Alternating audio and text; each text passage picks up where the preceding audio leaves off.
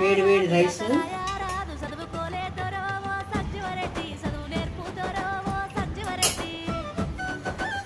అలాగే చేపల పులుసు. మీకు చెప్పాగా నేను చేపల పులుసులోనైనా చేప నేను తలకాయ తింటానని. నా ఫేవరెట్ తలకాయ. దీంతో పాటు తన వెనకాల తోకూడదండి.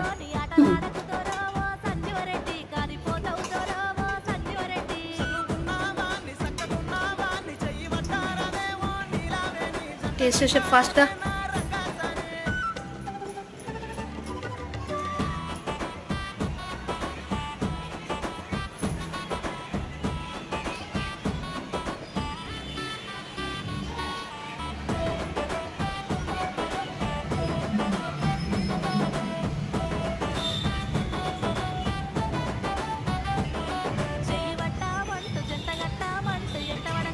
చాలా బాగా